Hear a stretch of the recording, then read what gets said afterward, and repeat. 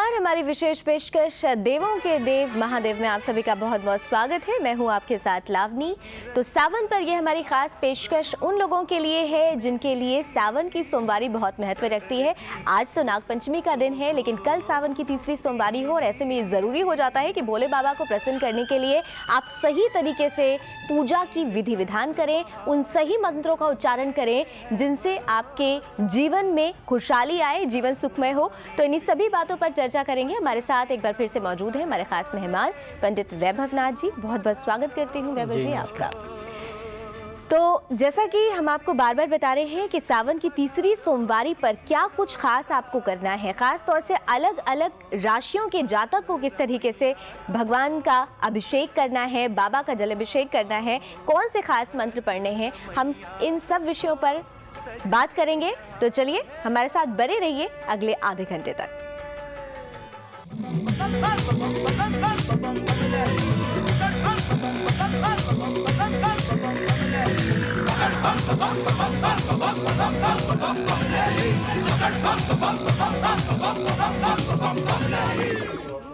तो वैभव जी शुरुआत करते हैं। भोले बाबा की आराधना की बात हो रही है, इसलिए कल सबसे पहले पंचांग के बारे में बात कर लिया जाए। सावन की तीसरी सोमवारी का पंचांग कैसा रहेगा? जी बिल्कुल, सबसे पहले बात करेंगे कि कल का पंचांग क्या रहने वाला है। जब आप किसी दिन की बात करते हैं, किसी तिथि की पूजा की बात करते हैं, तो ये सबसे ज़्यादा महत्वपूर्ण हो जाता है कि आप ये जानें कि कल की तिथि का पंचांग क्या है। कल हम लोग सोमवार के बारे में बात कर रहे हैं। कल का जो पंचांग रहने वाला है वह है विक्रम संवत 2070, सावन का महीना है, बहुत ही पवित्र महीना है। शुक्ल पक्ष चल रहा है। ये जो पक्ष है, सोमवार की तिथि होगी, पंचमी तिथि होगी, नक्षत्र होगा चित्रा और चंद्रदेव जो है वो तुला राशि में विचरण कर रहे होंगे। तो चलिए, हमने पंचांग के बारे में तो आपको बता दिया और हम अलग अलग राशियों की भी बात करेंगे कि उनके लिए कैसा रहेगा तीसरा सोमवारी और क्या कुछ खास उन्हें करना है। लेकिन उससे पहले जैसे कि आज नागपंचमी का दिन है, बहुत ऐसे लोग हैं जो सुबह से पूजा अर्चना नहीं कर पाए हैं, तो शाम का कोई ऐसा पुण्यकाल जिसमें वो पूजा कर सकें नाग देवता की, और किस तरीके से विधि विधान रहेगा? जी बिल्कुल, देखिए महादेव की पूजा में, शिव और पार्वती की पूजा में प्रदोष वेला का बहुत ज़्यादा महत्व होता है। अब आप सोचेंगे कि प्रदोष की वेला क्या है। प्रदोष की वेला सूर्यास्त से लेकर के सूर्यास्त के बाद का जो 2 घंटे की अवधि होती है वो बहुत ही महत्वपूर्ण होती है, खास तौर पर भगवान शिव की पूजा में। तो इस पूरे आज की तिथि में जो भी व्यक्ति सुबह पूजा ना कर पाया हो, संध्या काल 5 साढ़े 5 बजे के बाद से जिस समय सूर्यास्त होगा उसके बाद से लेकर के 7:30 8 बजे तक का समय आपके लिए बहुत ही विशेष है, जिस काल में आप महादेव की पूजा कर सकते हो। और नागपंचमी में कोई आपको बहुत ज़्यादा आडंबर नहीं करना होता।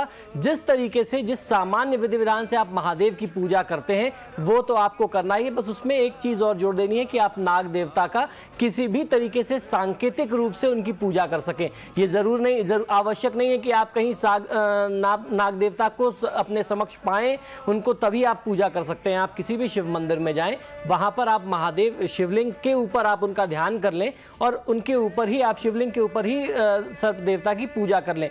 इस विधि विधान से यदि आप पूजा कर लेते हैं आज की तिथि में संध्या काल में, तो निश्चित ही नागपंचमी तिथि का आपको बहुत अच्छा लाभ मिल सकता है। तो वैभव जी ने आपको बताया कि अगर आप सुबह पूजा अर्चना नहीं कर पाए हैं तो शाम के वक्त किस तरीके से आप नाग देवता को प्रसन्न कर सकें, आपको वो विधि विधान बताई। और अब हम आगे बढ़ते हैं। अब हम पूजा किस तरीके से राशियों के अनुरूप होगी, हम उस बाबत भी बातें कर लेते हैं। तो सबसे पहले कल की सोमवारी की हम बात कर रहे थे, तो हमारे शुरू के जो 4 राशियाँ हैं, जो जातक हैं, वो पेन और कॉपी उठा लें और उनको चलिए बताते हैं कि क्या कुछ खास करना रहेगा मेष, वृष और मिथुन और कर्क वाली राशि के लिए। जी बिल्कुल, देखिए कल की तिथि जो है वो बहुत ही विशेष तिथि है। कल की तिथि में आपको किस तरीके से पूजा पाठ करना है। श्रावण को बहुत ही पवित्र महीना माना गया है। इस दौरान महादेव शिव का अभिषेक करने से बहुत सारे पुण्य मिलते हैं, मनोवांछित फलों की प्राप्ति आप कर सकते हैं। वैसे तो सच्चे मन से की गई कोई भी पूजा से भोलेनाथ महादेव प्रसन्न होते हैं, लेकिन यदि आप राशि अनुरूप मंत्रों के माध्यम से महादेव की आराधना करें, खासतौर पर सावन के सोमवार में करें और अभिषेक करें, तो निश्चित ही आपको बहुत अच्छे फल प्राप्त होते हैं। लगातार हम आपको पिछले 2 सोमवारों से बताते आ रहे हैं कि किस तरीके से आपको अपनी राशि के अनुसार महादेव की पूजा करनी है। इस बार हम आपको राशि की पूजा के अनुसार एक राशि का विशेष मंत्र भी बता रहे हैं, जो आपकी राशि से संबंधित विशेष मंत्र है। उस मंत्र का जाप करते हुए यदि आप अपने राशि के अनुसार महादेव का अभिषेक करेंगे तो आप बहुत अच्छा लाभ ले सकते हैं। तो सबसे पहले बात करते हैं मेष राशि वाले जातक लोगों की। ओम तेजो निधये नमः मंत्र का जाप करते हुए यदि आप दही से भगवान शिव का अभिषेक करेंगे तो निश्चित ही बहुत अच्छा लाभ ले सकते हैं। वहीं वृषभ राशि के जातक लोगों के लिए बात कर लेते हैं। ओम मंगलाय नमः मंत्र का आपको जाप करना है, उच्चारण करना है और शक्कर मिश्रित जल से या गुड़ मिलाकर के जल में यदि आप महादेव का अभिषेक करेंगे तो आपको बहुत अच्छा लाभ मिलेगा। और ये जो मंत्र मैं आपको बता रहा हूं, इन मंत्रों को आपकी राशि अनुसार कम से कम आपको 108 बार जाप करना चाहिए। और जिस दौरान आप अभिषेक कर रहे हो, पूजा पाठ कर रहे हो, आपके मन में इन मंत्रों का जाप निरंतर चलता रहे तो आपको बहुत अच्छा लाभ मिल सकता है। फिर बात करते हैं मिथुन राशि वाले जातक लोगों की। मिथुन राशि वाले जातक लोगों को ओम वागीशाय नमः मंत्र का 108 बार जाप कर लेना आपको बहुत अच्छा लाभ देगा। उसके साथ साथ हल्दी मिश्रित दूध से या जल से अगर आप भगवान शिव का अभिषेक करेंगे तो निश्चित ही महादेव की कृपा आपको प्राप्त होती है। अब बारी है कर्क राशि वाले जातक लोगों को यह जानने की कि आपको किस प्रकार महादेव का अभिषेक करना है। कर्क राशि वाले जातक लोगों को ओम महाभुजाय नमः मंत्र का 108 बार जाप कर लेना चाहिए। और इस मंत्र का जाप करते के समय ही करने के साथ साथ ही महादेव को दूध में या जल में काले तिल मिलाकर के यदि आप अभिषेक करते हैं तो आपको बहुत अच्छा फायदा मिलेगा। तो चलिए, शुरू की 4 राशियों ने तो अब जान लिया है, राशियों के जातकों ने, कि आखिर उन्हें किस तरह से अभिषेक करना है, किस मंत्र का जाप करना है जिससे आपको बाबा भोलेनाथ की कृपा मिलती रहे। तो हम बाकी की जो 8 राशियां हैं उनके बारे में भी जानेंगे ज़रूर, लेकिन उससे पहले हम तीसरी सोमवार पे खास तौर से संपूर्ण रूप से सभी राशियाँ किस पूजा की विधि विधान को अपनाएं उस बाबत प्रकाश डालें। जी बिल्कुल, देखिए भगवान शिव को आशुतोष यानी तत्काल प्रसन्न होने वाला माना गया है। हमारे शास्त्रों का ऐसा मत है। बाबा विश्वनाथ जो है, महादेव जो है, वो जल और बिल्वपत्र से ही प्रसन्न होने वाले देवता हैं। श्रावण के इस महीने में परम पवित्र महीने में बिल्वपत्र शिव जी को चढ़ाने से 3 जन्मों के पापों का नाश होता है, ऐसा हमारे शास्त्रों का मत है। एक अखंड बिल्वपत्र अर्पित करने से कोटि बिल्वपत्र चढ़ाने का फल प्राप्त होता है। कोटि यानी करोड़, 1 करोड़ बिल्वपत्र चढ़ाने का फल प्राप्त होता है। इसीलिए हमारे शास्त्रों में बिल्वपत्र चढ़ाने के लिए जो मंत्र है उसको मैं आपको बताता हूं। इसी मंत्र से आप बिल्वपत्र चढ़ाएं और उसका अर्थ क्या है ये भी बताऊंगा। त्रिदलम त्रिगुणाकारम त्रिनेत्रम च त्रियायुधम त्रिजन्म पाप संहारम एक बिल्वम शिवार्पणम। 3 दलों अर्थात 3 पत्तियों से युक्त एक बिल्वपत्र को हम जब शिव जी पर अर्पित करते हैं वो हमारे 3 जन्म के पापों का नाश करता है। वह त्रिगुणात्मक शिव की कृपा भौतिक संसाधनों से युक्त होती है। अतः श्रावण मास में भगवान भोले को के ऊपर जो है बिल्व पत्र को अर्पण अवश्य करना चाहिए और इसी का सबसे अधिक फल बताया गया है।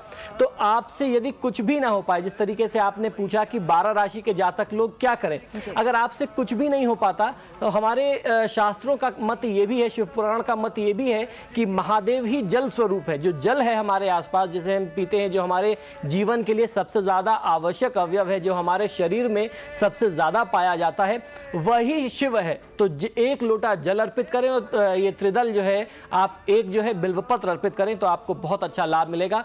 भगवान शिव की पूजा में कच्चा दूध, फल, भस्म, भांग, धतूरा, श्वेत वस्त्र अवश्य अर्पित करना चाहिए।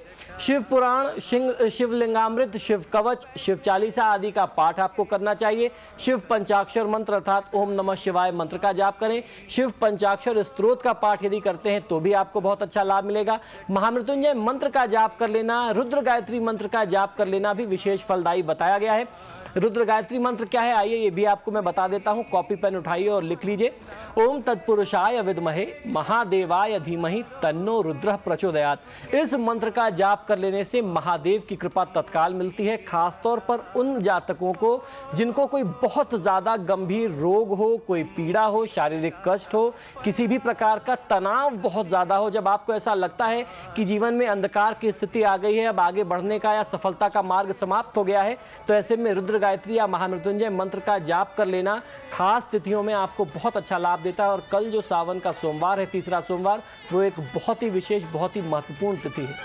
तो कल का सावन जो तीसरी सोमवारी है वो बहुत ही खास तिथि है उस दिन, और बहुत खास तरीके से आपको विधि विधान करना है ताकि आपकी समस्याएं भोले बाबा हर सकें, आपको हर कष्ट से मुक्त करा सकें। इसीलिए हमने आज ये खास पेशकश आपके लिए प्रस्तुत की है। तो चलिए, पूजा की विधि विधान तो हमने जान ली, अब जो बाकी की 8 राशियां हैं उन पर भी आ जाते हैं। तो जान लेते हैं सिंह, कन्या, तुला और वृश्चिक राशि के जातक आखिर किस चीज से और किस मंत्र से बाबा भोलेनाथ का अभिषेक करें।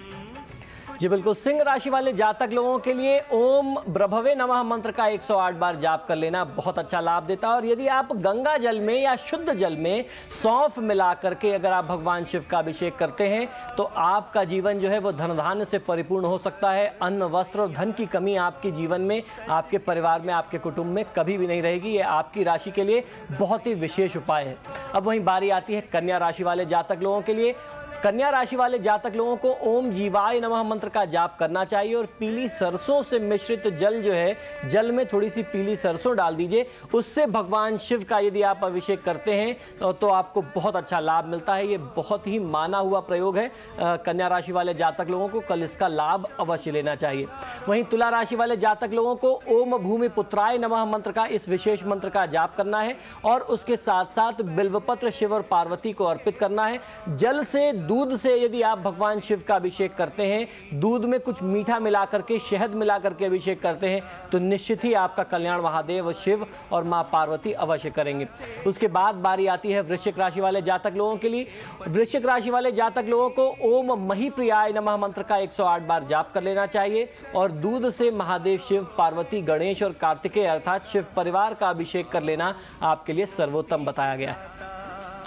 तो चलिए, हम अंतिम की 4 राशियों पर भी आएंगे ज़रूर, लेकिन उससे पहले वैभव जी एक बहुत खास सवाल ये कि बहुत सारे ऐसे लोग हैं जो कई तरीके की समस्याओं से ग्रसित हैं। उनके लिए कहा जाता है कि सावन की सोमवारी, वो हर सोमवारी बहुत महत्वपूर्ण तिथि होती है और ऐसे में एक अचूक उपाय ज़रूर होता है जो कष्टों को दूर भगाता है। तो उस अचूक उपाय के बारे में भी ज़रूर जानना। देखिए, ये जो अचूक उपाय है ये बहुत ही विशेष है। शिव पुराण के अनुसार शिव जी पर अनाज चढ़ाने का बहुत ही खास महत्व है, खास तौर पर सावन के सोमवार में। विशेषकर जब सावन के सोमवार में आप अचूक उपाय की बात करते हैं तो ये जो अचूक उपाय है वह इस तरीके से आपको करना चाहिए कि किसी भी राशि का जातक हो, कोई भी व्यक्ति हो, आज मैं आपको वही उपाय बताने वाला हूं कि उससे आप कैसे लाभ ले सकते हैं।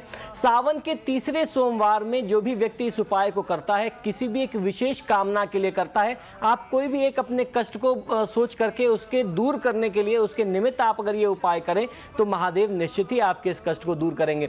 आपको ध्यान होगा, हम लोग लगातार पिछले 2 सोमवारों से चर्चा करते आ रहे हैं कि इस सोमवार में आपको शिव मुट्ठी क्या अर्पित करनी है। शिव पूजा में एक चीज होती है, एक प्रक्रिया होती है जिसे कहते हैं शिव मुट्ठी। पहले सोमवार में हमने आपको बताया कि आपको चावल अर्पित करना है, दूसरे में हमने आपको बताया कि आपको जौ अर्पित करना है। इस तीसरे सोमवार में आपको खड़ी मूंग 1 मुट्ठी अर्पित करना है। आपको करना क्या है कि 1 मुट्ठी खड़ी मूंग लीजिए और महादेव शिव के ऊपर अर्पित कर दीजिए। ये तीसरे सोमवार का बहुत ही विशेष उपाय है। फिर से समझ लीजिए, तीसरे सोमवार में 1 मुट्ठी खड़ी मूंग आपको अर्पित करना है। इसे शिव मुट्ठी कहा जाता है। ये बहुत ही माना हुआ प्रयोग है, ये आपको करना चाहिए। इसके अलावा शिव महापुराण के अनुसार भगवान शिव को चावल भी अर्पित किया जाता है। ऐसा करने से, चावल चढ़ाने से धन की प्राप्ति होती है, अन्न और धन की वृद्धि होती है। यदि कोई व्यक्ति बहुत गरीब है और पूरे विधि विधान के साथ महादेव शिव की आराधना नहीं कर सकता तो उसे सिर्फ पूरी भावना के साथ 1 मुट्ठी चावल अर्पित कर देना चाहिए, जिससे वह धनवान हो सकता है। उसके घर में अन्न और धन का भंडार कभी भी समाप्त नहीं होगा महादेव की कृपा से। भगवान शिव को काले तिल चढ़ाने से रोगों का नाश होता है, ऐसा हमारे शास्त्रों का मत है। असाध्य रोग जिसके पास बहुत ज्यादा हो, जिसको शारीरिक कष्ट बहुत ज्यादा हो, उस व्यक्ति, उस रोगी के हाथ से आप महादेव शिव पर 1 मुट्ठी काले तिल चढ़वा दीजिए, बहुत अच्छा लाभ मिलेगा। भगवान महादेव को जौ अर्पित करने से सुख में वृद्धि होती है। यदि आप सांसारिक सुख चाहते हैं, जो व्यक्ति अपने जीवन में सुख चाहता हो, उसे 1 मुट्ठी जौ अर्पित करना चाहिए। ये बहुत ही प्रामाणिक उपाय है, इसे भी हम लोग शिव मुट्ठी की श्रेणी में ही रखते हैं। तो इस तरीके से कुछ ऐसे सरल छोटे उपाय हैं जिसे आप करके अपने कष्टों को दूर कर सकते हैं। वहीं जो व्यक्ति संतान के लिए बहुत ज्यादा कष्ट में रहता हो, संतान प्राप्ति की उसकी लालसा पूरी ना हो पा रही हो, तो ऐसी परिस्थिति में 1 मुट्ठी गेहूं अर्पित करना चाहिए। ज्वार चढ़ाने से भगवान शिव सभी पापों का नाश करते हैं। तो पापों के नाश के लिए जाने अनजाने जो भी आपसे गलती हो गई हो उसकी क्षमा याचना करते हुए, जाने अनजाने हुए पापों की क्षमा याचना करते हुए आप एक मुट्ठी ज्वार अर्पित करें महादेव शिव के ऊपर, अर्थात शिवलिंग के ऊपर, तो आपके जो पाप हैं वो दूर हो जाएंगे। धर्म ग्रंथों के अनुसार शिव जी जिस व्यक्ति की शादी ना हो पा रही हो, विवाह में बाधा आती हो, तो उस व्यक्ति को शिव जी के ऊपर मक्का अर्पित करना चाहिए। इससे उनके विवाह की जो बाधा है, शादी की जो बाधा है, वो दूर हो जाती है। आपकी आकांक्षा अगर बहुत सुयोग्य वर प्राप्त करने की है या सुयोग्य स्त्री प्राप्त करने की है, तो आपको ये उपाय बहुत अच्छा लाभ दे सकता है। इस तरीके से जो अन्न है, जिसे आप सप्तधान्य कह सकते हैं, सप्तधान्य अर्पित करने से धन धान्य सुख समृद्धि पुत्र पौत्रादि की प्राप्ति होती है, ऐसा हमारे शास्त्रों का मत है।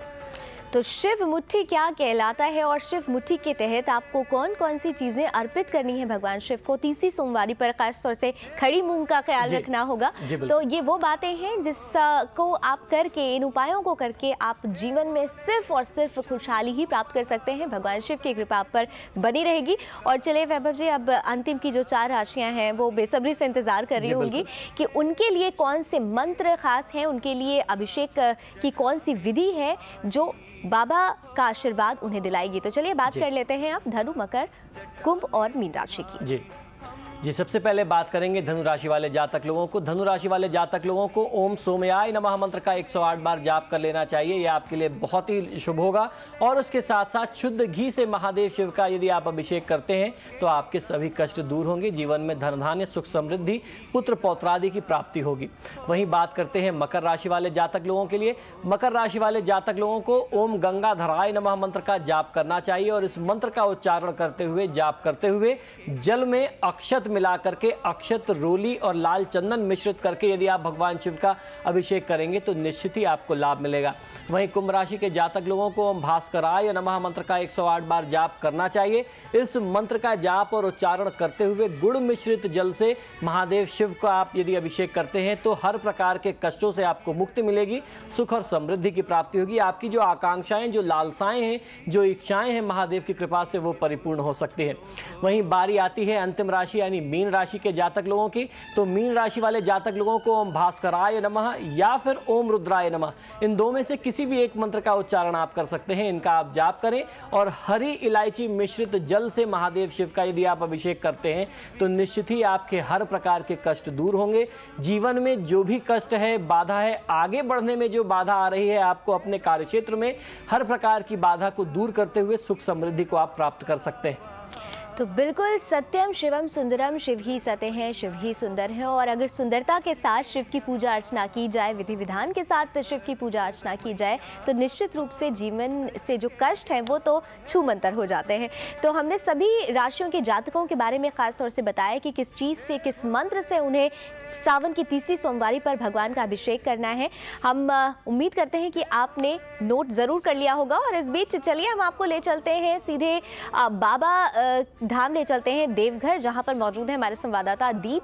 और दीप, आज नाग पंचमी है और कल सावन की तीसरी सोमवारी है और ऐसे में बाबा धाम में भक्तों में एक खास उत्साह होगा। कैसा नज़ारा वहां देखने को मिल रहा है? जी बिल्कुल, जो भक्ति की अविरल धारा एक महीने सावन में बहती है वो देखने को मिल रहा है पूरे देवघर में। पूरा देवघर जो है गेरुआ वस्त्र में जो है एक तरह से नहा रहा है ये पूरा देवघर। और आज चूंकि एक खास तिथि है, नाग पंचमी है, ऐसे में आज भक्तों की कतार जो है वो लगभग 7 से 8 किलोमीटर दूर तक पहुँच चुकी है और इस भीड़ को संभालने के लिए काफ़ी मशक्क़त करनी पड़ रही है लोगों को। तो आज की जो तिथि है वो काफ़ी महत्वपूर्ण है। आज रविवार है और भक्तों का जत्था जो है सोमवार के लिए पहुँचना शुरू हो गया है। ऐसे में जो आज भीड़ का आलम है उससे अंदाज़ा लगाया जा रहा है कि कल सोमवारी को एक अच्छी खासी भीड़ लगभग 1.5 से 2 लाख की संख्या में भक्त पहुंचेंगे और बाबा को जलाभिषेक करेंगे। जी चलिए, बहुत बहुत शुक्रिया दीप इस तमाम जानकारी के लिए। तो भक्तों में खूब उत्साह है। सावन की तीसरी सोमवारी कल है और आज नाग पंचमी का दिन है। ऐसे में लाखों की संख्या में श्रद्धालु बाबा धाम पहुँच चुके हैं। जलाभिषेक की जो प्रक्रिया है वो लगातार जारी है। उत्साह चारों तरफ देखने को मिल रहा है और उत्साहित हम भी हैं कल की सोमवारी को लेकर कि किस तरीके तरीके से खास अभिषेक करना होगा, कि किन चीज़ों से अभिषेक करना होगा, इन सभी बातों पर प्रकाश डाला वैभव जी ने। लेकिन चलते चलते एक आखिरी सवाल बचता है। हमारे बहुत सारे ऐसे दर्शक हैं जिन्होंने अभी टीवी ट्यून इन किया होगा, तो वो ये जानना चाहेंगे कि ऐसी कौन सी खास चीज़ है जिससे अभिषेक करने से बाबा की कृपा उन्हें जरूर मिलेगी, सभी राशियों के जातकों के लिए। बिल्कुल, देखिए बहुत ही सामान्य महादेव शिव की साधना में और उनकी आराधना में आपने देखा होगा कि बहुत ज़्यादा तामझाम की आवश्यकता नहीं पड़ती, बहुत ज़्यादा जो सांसारिक आडंबर है उसकी आवश्यकता नहीं पड़ती। महादेव का नाम ही भोलेनाथ है, अर्थात वह एक लोटा जल से प्रसन्न हो जाते हैं और ऐसी चीज़ें उनको चढ़ाई जाती हैं जिसको कोई नहीं पूछता।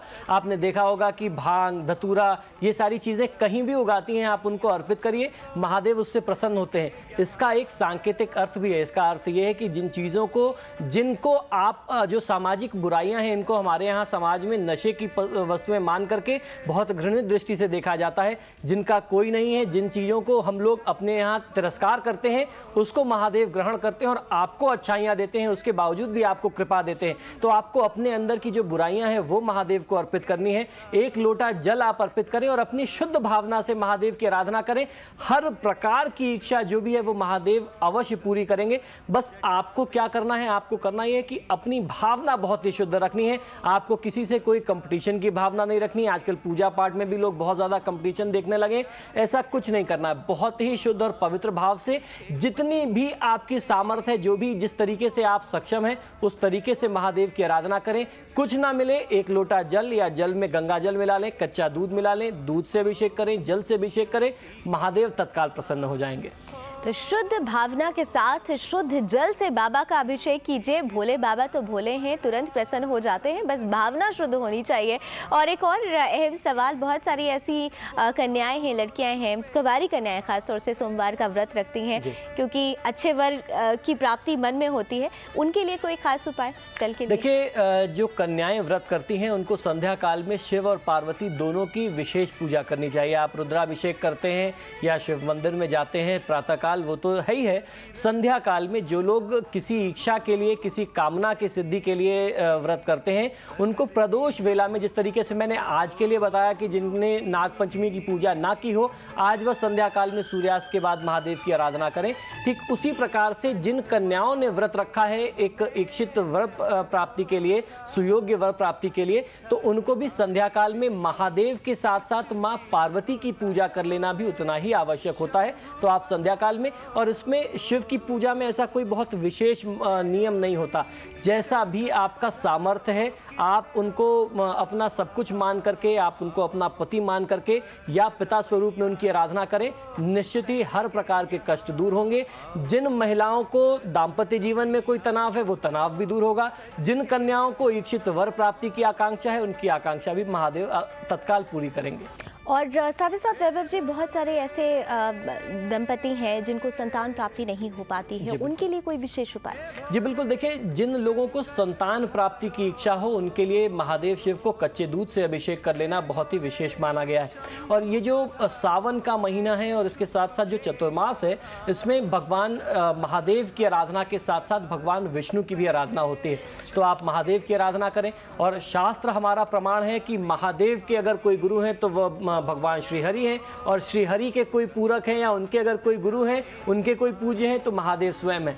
तो महादेव की पूजा के साथ साथ यदि आप विष्णु पूजा करते हैं तो ये मानिए कि आपके परिवार में पितृदोष के कारण या किसी भी दोष के कारण वंश वृद्धि नहीं हो रही है, तो वह दोष तत्काल समाप्त होगा और आपको संतान प्राप्ति अवश्य होगी। और वैभव जी, एक बहुत खास सवाल है, बहुत सारे मेरे भी मित्र हैं जो अक्सर ऋण को लेकर बहुत परेशान रहते हैं, और भगवान शिव को ऋण मोचक भी कहा जाता है, और सावन की सोमवारी में कहा जाता है कि एक खास उपाय होता है, अगर ऋण मोचक का उस तरीके से उपाय किया जाए तो निश्चित रूप से ऋण से छुटकारा। बिल्कुल, देखिए महादेव की साधना से आप ऋण मोचन अवश्य कर सकते हैं। इसके लिए भी कुछ विशेष नियम हमारे शास्त्रों में बताए गए हैं। उसमें आपको करना यह है कि आप शिव मंदिर चले जाएं, अपने पास से, अपने घर से आप लाल चंदन एक टुकड़ा लेके जाए। आप कोई भी चंदन प्रयोग में नहीं लेंगे, खास तौर पर आपको लाल चंदन लेना है और उसको घिसने वाली जो बटिया होती है वो आप लेकर के शिव मंदिर चले जाइए। वहीं शिवलिंग के समक्ष बैठ करके, उसके पास बैठ करके पूरी श्रद्धा के साथ आप लाल चंदन घिसें, और जल में, जिस जल से आपको अभिषेक करना है, उस जल में उस लाल चंदन को घोल दीजिए। पहले आप इस लाल चंदन मिश्रित जल से आप महादेव का अभिषेक करें, और जिस समय आप अभिषेक कर रहे हो तो उस समय आपको अपने मन में जाप करना है ओम दारिद्र दुख दहनाय नमः शिवाय। मंत्र एक बार पुनः सुन लीजिए, ओम दारिद्र दुख दहनाय नमः शिवाय। इस मंत्र का जाप करते हुए लाल चंदन मिश्रित जल से आप महादेव का अभिषेक करें। जब आप ये अभिषेक को पूर्ण कर लें तो फिर से पुनः आप एक बार लाल चंदन घिसें और शिवलिंग के ऊपर पूरे मन से, पूरी श्रद्धा से, पूरी भावना से आप लाल चंदन का लेप करें। लाल चंदन का लेप करना, लाल चंदन मिश्रित जल से महादेव का अभिषेक करना और लगातार 8 सोमवार ये प्रयोग करना या मंगलवार के दिन ये प्रयोग करना आपको बहुत अच्छा लाभ देता है। तो आपको करना यह है कि कल तीसरा सोमवार है, आप लाल चंदन मिश्रित जल से अभिषेक करें और उसके बाद उनके ऊपर लाल चंदन का लेप करें और जब सावन समाप्त हो जाए तो आप मंगलवार को ये प्रयोग आरंभ कर दीजिए। देखिए आपकी कर्ज की जो स्थिति है वो तत्काल दूर हो जाएगी। थोड़े से कच्चे दूध में कुछ मीठा मिला करके महादेव का अभिषेक करना या सीधे तौर पे अभिषेक करना शहद से या गन्ने के रस से भी आपको आर्थिक दृष्टि से बहुत ही संपन्न करता है। जितनी ऋण की, कर्ज की स्थिति है वो दूर हो जाती है। तो भगवान शिव संपन्नता लाते हैं, शांति लाते हैं, सुख लाते हैं, जीवन में खुशहाली लाते हैं और इसीलिए उन्हें कहा जाता है कि सत्यम शिवम सुंदरम। और भोले बाबा कहा जाता है, भोले हैं, थोड़ा सा उपाय कीजिए, प्यार से उपाय कीजिए, शुद्ध भावना से उपाय कीजिए तो भोले बाबा यूं प्रसन्न हो जाएंगे और आपके जीवन से कष्ट यूं छूमंतर हो जाएंगे। बहरहाल बहुत बहुत शुक्रिया पंडित वैभवनाथ जी हमारे साथ जुड़ने के लिए और हमारे सभी दर्शकों को खास उपाय, खास मंत्र, खास विधि बताने के लिए। तो आज हमारे इस विशेष कार्यक्रम में बस इतना ही, लेकिन जाते जाते आपको याद जरूर दिलाना चाहेंगे कि कल सावन का तीसरी सोमवार है और ऐसे में देवघर से लाइव बाबा भोलेनाथ का दर्शन जरूर कीजिएगा कल सुबह 9:30 बजे सिर्फ महुआ न्यूज़ पर।